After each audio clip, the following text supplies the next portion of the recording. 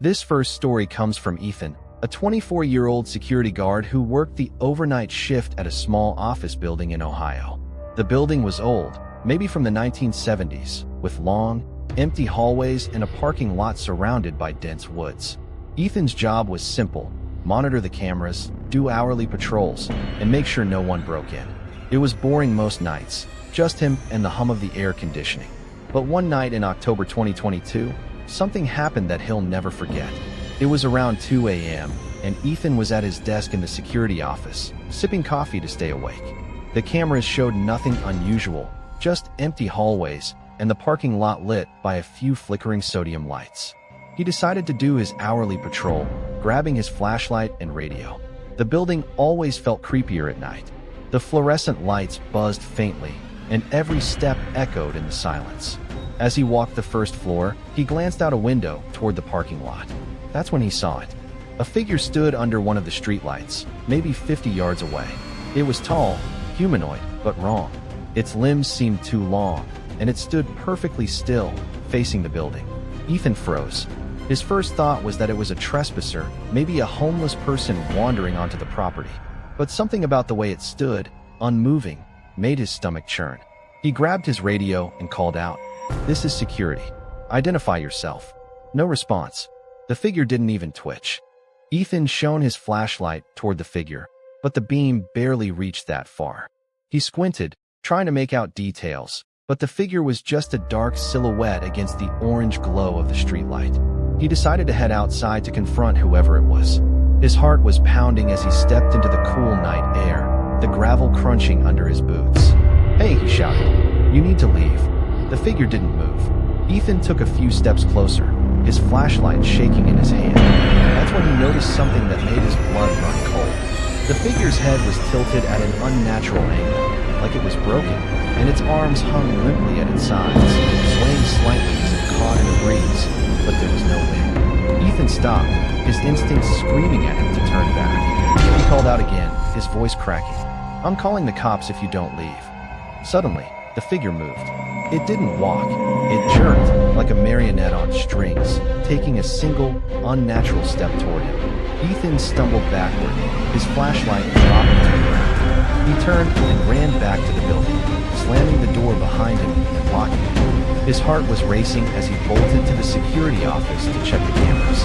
But when he looked at the parking lot, the figure was gone. Not walking away, not hiding, just gone. Shaken, Ethan called his supervisor, who told him to calm down and check the footage. He rewound the parking lot camera to the moment he saw the figure. There it was, standing under the streetlight, just as he remembered. But as he watched, the footage glitched. The screen flickered, and for a split second, the figure was right in front of the camera, its face obscured but impossibly close, before the feed cut to static. Ethan didn't sleep that night. He quit the job a week later, but he still dreams about that figure, standing in the parking lot, waiting for him to come closer. This next story comes from Sarah, a 29-year-old who worked the night shift at a distribution warehouse in Texas in 2023. The warehouse was massive, filled with towering shelves of boxes and long, dimly lit aisles. Sarah's job was to pick orders, scanning barcodes and moving pallets until 4 a.m. She worked with a small crew, but most of the time, she was alone in her section, with only the sound of her footsteps and the occasional beep of her scanner. One night in February, Sarah was working in aisle 17, about halfway through her shift. The warehouse was colder than usual, and the overhead lights flickered every now and then, casting shadows that made her jump. She was used to the eerie vibe of the place, but something felt off that night. As she scanned a box, she heard a faint whisper behind her. It was soft, almost like a breath, saying, "Sarah." She spun around, her heart racing. No one was there. The aisle stretched out in both directions, empty except for the shelves. She called out, "Hello? Is someone there?" Her voice echoed, but no one answered. She figured it was her imagination. She was tired, and the warehouse could play tricks on your mind. Shaking it off, she went back to work, but the uneasy feeling wouldn't leave her. About 20 minutes later, it happened again. This time, the whisper was clearer, closer, right in her ear. "Sarah, why are you here?" She dropped her scanner, the plastic clattering on the concrete floor. Her hands were shaking as she grabbed her radio and called her co-worker, Mike, who was in another section. "Mike, are you messing with me? Did you just say my name?" Mike laughed and said he was on the other side of the warehouse, nowhere near her. Sarah tried to focus, telling herself it was just exhaustion. But as she moved to the next aisle, she heard footsteps behind her, slow and deliberate, matching her pace. She stopped, and the footsteps stopped. She walked faster, and they sped up. Her breath hitched as she turned around, shining her phone's flashlight down the aisle. Nothing, just boxes and shadows. Then, the lights above her flickered and went out, plunging the aisle into darkness. Her phone's flashlight was the only light, casting a weak beam. That's when she heard it again, a low, guttural whisper, not from behind her, but from above. "You shouldn't be here." She looked up, her heart pounding, and saw something in the shadows of the shelves. It was a shape, crouched on top of the boxes, its eyes glinting faintly in the darkness. Sarah screamed and ran, her footsteps echoing as she sprinted toward the break room. When she got there, she locked the door and called her supervisor, sobbing.